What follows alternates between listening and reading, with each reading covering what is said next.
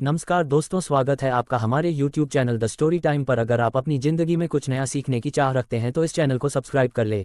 दोस्तों, छठ पूजा एक ऐसा पर्व जिसे बिहार से मनाते हैं। मित्रों, आज के इस वीडियो में आपको बताया जाएगा कि छठ पूजा आपको किस विधि विधान से करना है, किस प्रकार से आधार देना है और उससे जुड़ी पौराणिक कथा के बारे में। तो बन रहे हमारी वीडियो के साथ और छठी मैया आपके ऊपर ऐसी कृपा बरसाए कि आप हमेशा प्रसन्न रहे, आपकी संतान हमेशा प्रसन्न रहे। मित्रों, वीडियो में आगे बढ़ने से पहले अभी तक आपने इस चैनल को सब्सक्राइब नहीं किया है तो आप चैनल को सब्सक्राइब कर लें और वीडियो में एक प्यारा सा कमेंट छठी मैया के नाम का जरूर कर दें। मित्रों, छठ पूजा कार्तिक शुक्ल सृष्टि को मनाया जाता है और इसे सूर्य सृष्टि के नाम से भी जाना जाता है। ये पर्व दीपावली के 6 दिन पश्चात मनाया जाता है और यह पर्व मुख्य रूप से उत्तर भारत के राज्य बिहार, झारखंड और पूर्वी उत्तर प्रदेश में बड़े ही धूमधाम से मनाया जाता है। और छठ पूजा में सूर्य देव छठी मैया की पूजा, उन्हें धर्म देने का विधान है। पिछले कुछ वर्षों में छठ पूजा को लोक पर्व के रूप में एक खास पहचान मिली है और यही वजह है कि आप इस पर्व की रौनक बिहार, झारखंड के अलावा देश के कई हिस्सों में देखने को मिलती है। और छठ पर्व पर सूर्य देव और छठी मैया की पूजा का विधान जानते हैं। मित्रों, छठ पूजा में सूर्य देव की पूजा की जाती है और उन्हें धर्म दिया जाता है। सूर्य प्रत्यक्ष में दिखाई देने वाले देवता है जो पृथ्वी पर सभी प्राणियों के जीवन का आधार है। सूर्य देव के साथ साथ छठ पर्व पर छठी मैया की पूजा का भी विधान है और पौराणिक मान्यताओं के अनुसार छठी मैया या सृष्टि माता संतानों की रक्षा करती है और उन्हें दीर्घायु प्रदान करती है। और शास्त्रों में सृष्टि देवी को ब्रह्मा जी की मानस पुत्री भी कहा जाता है। पुराणों में इन्हें मां कात्यायनी भी कहा जाता है। पूजा नवरात्रि में सृष्टि तिथि पर होती है। सृष्टि देवी को ही बिहार, झारखंड में स्थानीय भाषा में छठ मैया कहा गया है। आप जानते हैं छठ पूजा का उत्सव। छठ पूजा 4 दिनों तक चलने वाली लोकप्रिय पूजा है। ये 4 दिवसीय उत्सव है जिसकी शुरुआत कार्तिक शुक्ल चतुर्थी से होती है और कार्तिक शुक्ल सप्तमी को इस पर्व का समापन होता है। जानते हैं पहले दिन की पूजा। मित्रों, ये छठ पूजा का पहला दिन होता है। इसमें सिर्फ नहाए खाए से मतलब होता है। इस दिन घर की साफ सफाई की जाती है और मां को तामसिक प्रवृत्तियों से बचने के लिए शाकाहारी भोजन किया जाता है। दूसरे दिन होता है करना का मतलब पूरे दिन के उपवास से। इस दिन व्रत रखने वाला व्यक्ति जल की एक बूंद तक ग्रहण नहीं करता। संध्या के समय गुड़ की खीर भी लगी हुई रोटी और फलों का सेवन करते हैं। साथ ही घर के बाकी सदस्यों को इस प्रसाद के रूप में जाता है। आप जानते हैं तीसरा दिन यानी संध्या आधार। छठ पर्व के तीसरे दिन कार्तिक शुक्ल सृष्टि को संध्या के समय सूर्य देव को धर्म दिया जाता है और शाम को फ्रांस की टोकरी में फलों को ठीक हुआ चावल के लड्डू आदि से धर्म का सूप सजाया जाता है। इसके पश्चात प्रति अपने परिवार के साथ सूर्य को आधार देती है और आधार्य देने के समय सूर्य देव को जल और दूध चढ़ाया जाता है और प्रसाद छठी मैया की पूजा की जाती है। सूर्य देव की उपासना के पश्चात रात्र में छठी माता के गीत और व्रत तथा सुनी जाती है। चौथे दिन की यानी उषा अघरिया छठ पर्व के दिन सुबह के समय सूर्य देव को इस दिन सुबह सूर्य उदय से पहले नदी के घाट पर पहुंचकर उगते हुए सूरज को आधार्य दिया जाता है। इसके पश्चात छठ माता से संतान की रक्षा और पूरे परिवार की शांति प्रार्थना की जाती है। पूजा के पश्चात प्रति कच दूध का शरबत पीकर और थोड़ा प्रसाद खाकर व्रत को पूरा करती है जिसे पारण या परिणाम कहा जाता है। अब जानते हैं छठ पूजा की विधि के बारे में। मित्रों, पूजा से पहले इन सभी सामग्रियों को एकत्रित करके रख ले जिससे आपके पक्ष में परेशानी ना हो। और फिर सूर्य देव को विधि विधान से कपूर, चंदन और मिठाई प्रसाद के रूप में नदी में उतरकर सूर्य देव को आदर दे। अब जानते हैं इससे जुड़ी पौराणिक कथा के बारे में। मित्रों, छत पर ऊपर छठी माता की पूजा की जाती है। कथा के अनुसार प्रथम मनु स्वयं अंबु के पुत्र राजा प्रियाबात को कोई संतान नहीं थी। इस वजह से वह दुखी रहते थे। महर्षि कश्यप ने राजा जी के पुत्र प्रताप को कहा। महर्षि की आज्ञा के अनुसार राजा ने यज्ञ करवाया। इसके पश्चात महारकी को जन्म दिया किंतु दुर्भाग्य से वह शिशु मृत्यु पैदा हुआ से राजा और अन्य परिजन बेहद दुखी हुए। तभी आकाश से एक विमान उतरा जिसमें माता